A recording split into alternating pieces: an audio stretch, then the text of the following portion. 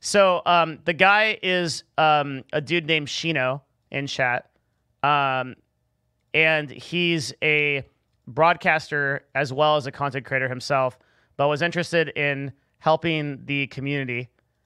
And he wanted to apply. And before I say anything about this application, I just want to share with you what he did. So his email reads this way, okay? Hey, Devin, and this is not the first time he sent me an email, which is also worth noting, okay?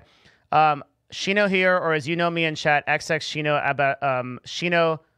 Shino Bazu. I would like to get involved in helping with your YouTube. Here's a personalized intro that I made just for you, explaining why it'd be a great addition to the team. Okay, let's watch. Hey, Devin, Shino Bazu. So this is a video titled For DevinNash. Hey Devin, Shino Bazu here, or as you know me better from chat, it's just Shino. I'm here today to make this video specifically for you so you know exactly why I'm the best video editor to add to your team. Also to take the opportunity to show you a little bit as well. In my opinion, there are 3 reasons why I'm the best video editor to add to your team. First, I've been doing YouTube consulting and studying YouTube for well over 6 years now. From working with small channels who have no subscribers and helping them get their channels up and going, to working with much larger creators and helping them both film, edit, and come up with film ideas for their channels as well. Number 2 would be all while doing that, I've been editing videos for my own channels as well as editing videos for them along the way. I've done top 10s, music videos, gaming montages, stream highlights, skits, tutorials, unboxings, and pretty much everything in between. I don't think there's anything you can throw at me that you're planning on doing that I won't be able to handle editing. On top of that, I'm currently taking online classes to become more proficient in Photoshop and After Effects. This means that 1, I'll be able to create thumbnails for the video I edit for you myself without having to reach out to someone else. And 2, it means I'll be able to make custom animations for your videos very similar to those you saw on screen when watching Harris Hollis video for the Alpha Gaming channel. Third reason why I think I'd be perfect for your stream is I legitimately watch your stream every day. Although I do stream myself, I generally go live much later in the evening and pretty much watch your stream every morning while working on other projects for both myself and a few other content creators. The fact that I watch your stream when you're making these videos or recording these videos live means that if there's a video you want up, whether it be next day or even later that night, as long as your stream's on time, I can have them back to you before you get to the Scuff podcast. All that being said, those are the reasons why I think I'd be the perfect video editor to add to your team, as well as showing you some of the skills that I have right in this video right here. You see me every day on Twitch, but you're also welcome to reach out to me on Twitter, Discord, or anywhere else you want to talk. Thank you so much for taking the time to watch this video. I appreciate your consideration, and I hope to hear back from you soon. All right. So, there is so much done right in this video, okay? And hey, Devin, and I want to say first that, like, I have actually so much to talk about here, okay? Like, the first thing is 99.9% of people simply won't put in this kind of effort to get a job because they'll figure that the recruiter is just not going to notice and not going to pay attention. So they won't do something like this because they just don't think it's going to be worth it and it's going to get ignored.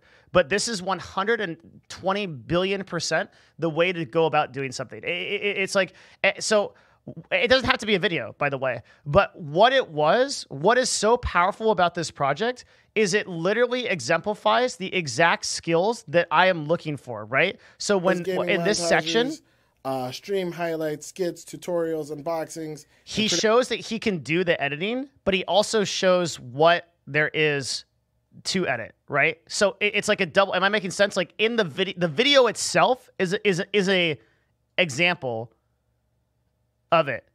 So like this is a insanely good application. It's an unbelievably good application, right? It also I just have so much to talk about here. So first of all, it's like he making this video didn't necessarily assume that I was going to see it, okay? And the original Paintbrush Hero also did this too, where he sent me email after email just doing graphics for the stream. He was just showing me graphics for the stream. I think we could actually, so this screen right here, this illustration is done by Paintbrush's team. And all the graphics on our team are done by Paintbrush Hero. I wasn't looking for a graphic designer when he came about. I literally wasn't. Like, he just didn't stop contacting me until I put him on the team. And then he's been there this day. Like, that kind of thing is really, really, really powerful. So like the other really insane thing about this too is this section here, which is like when he said that he was taking online courses, right? He mentioned it very briefly, but this right here, this section, planning on doing that I won't be able to handle editing. That's a very powerful statement too. I'm currently taking online classes to become more proficient in Photoshop and After Effects. Which immediately tells you something that is so important for an employer, which is like how I'm getting better. This is what I'm doing to actually improve at my craft right now, right? It's not just like I'm looking for a job, but like what Shino told me is what I want, right? It's like basically he's looking for something where he can learn a shitload, get paid to do it, yes, but that he's going to be part of a team and he's going to be part of something meaningful. And he himself believes in the broadcast and what we're doing here and has benefited from it, so wants to be an actual physical part of that team while learning and growing through it. And one of the things that I strive to do for every single person that either works with me or in any context, right, is I try to provide them a lot of value. And I'm in a very lucky position that I can do that, because it's like if we need a video editor to do something, to like cut over to like something for Nerd Fusion or something like that, like that's maybe like really highly paid or whatever, and we can do that, we can reference that over. So these are just like such like crazy important concepts. And it's like the main thing that I want to get across here is that most people, they just won't put the appropriate amount of time into career development that they should. And by that I mean like you won't. I've actually submitted videos for jobs before too, and like I think that knowing a little bit of video editing is something that everybody should learn. Like everybody should have at least some familiarity with like Premiere, to the extent that like you can cut, you can paste, and you can like upload and encode videos. I think it's an essential skill.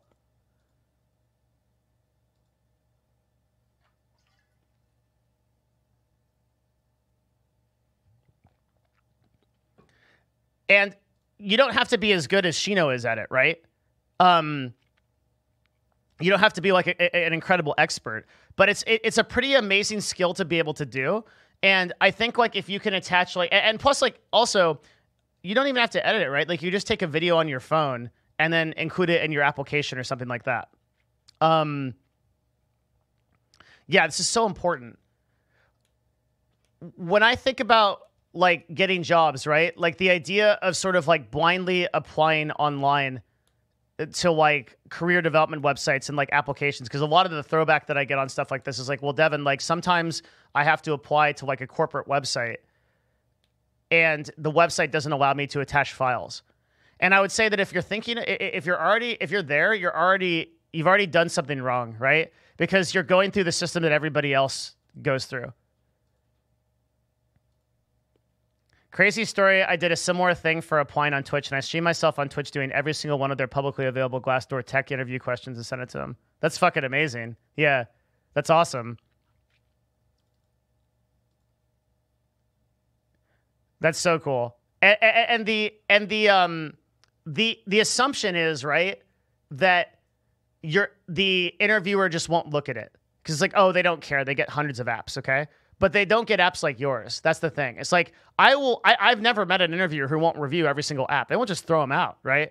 But if they get a bad impression from the app, then they'll throw it out. I'll always respond, but at CLG I couldn't because I just got too many. But, you know, now that I'm like smaller tier, like I will definitely respond to people with at least like a reply like, hey, thanks. Like, I'll let you know if something comes from this.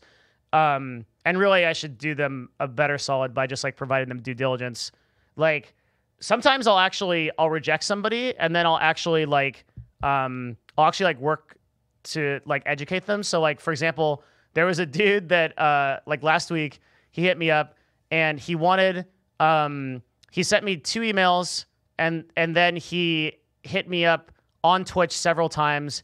And then he hit me up by adding me on Discord, which was the final straw. And then DMing me on Twitter. And his request was he was a photographer and he wanted jobs at TwitchCon. He wanted me to introduce him to people at TwitchCon. I didn't know this guy, right? This is an incredibly obnoxious thing to do. But his ask was not out of the realm of possibility. So I sent him a message back and I was like, dude, I am utterly uninterested in helping you. I will never help you. You're obnoxious as fuck. But hey, if you want to ever go about doing this again, here's how you would look about doing it. I would send one email with a follow-up 4 days later. I would never send another email after that. And then that would be the end of it. And I would I'd make your ask. And if somebody ignores you, just move on. I was trying to be constructive, like even in that context. So like, there's definitely a way to like, be like too obnoxious. But I think if you're genuinely adding value to someone, like I remember Paintbrush Hero had a very similar strategy to this.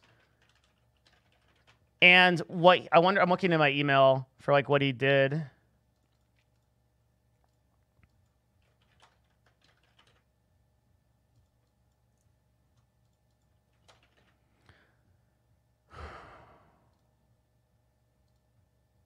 Okay, so here's what Paintbrush Hero did.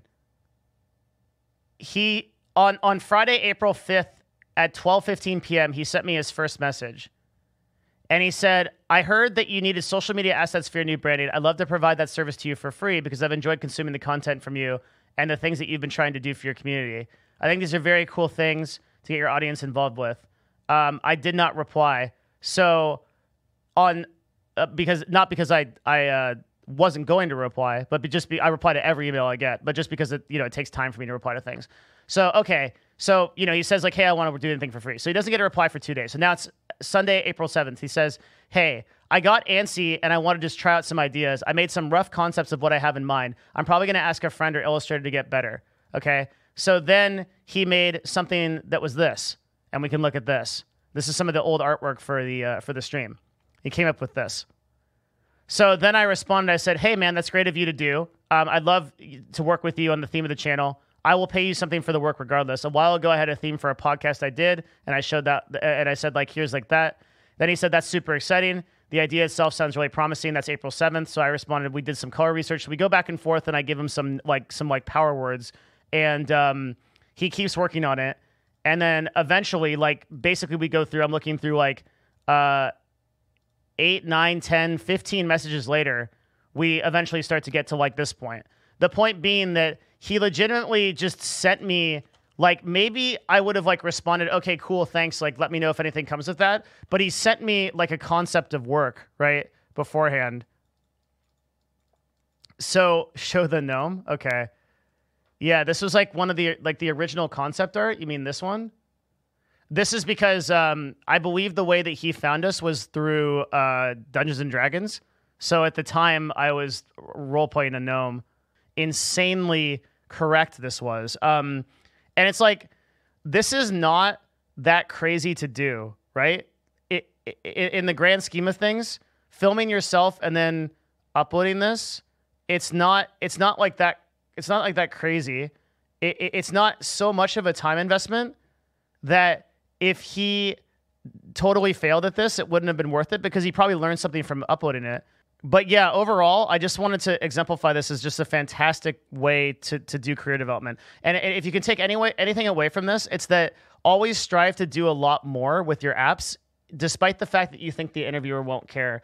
The more that you can learn about the company and the more that you can grow the more that you can think that you can provide company, you should work for somebody because you genuinely feel like you can provide insane value to them. And you should have an almost like, here's my actual mentality on this, right?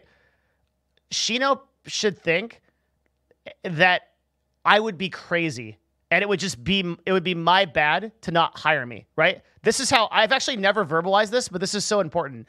When I go to somebody and I want to do business with them, I legitimately think that they'd be insane to not work with me. If they're not going to work with me, that's 100% their loss. Like they're an idiot. Like, okay, if you don't want me on your team, look at how I treated XQC. Okay, that's a perfect example. XQC is legitimately the #1 streamer on Twitch most of the time. Okay, I probably could have pushed harder, and I could have gotten XQC into a business relationship with me. I could have like pulled on train wrecks. I could pull his friends. I could do a lot to get in front. I mean, I have him on Discord. I mean, I could just keep messaging him until he'd be like, and he'd just be like, yeah, man, you've got the juice. Eventually he'd agree. And then I would get 20% of his profits or whatever, right?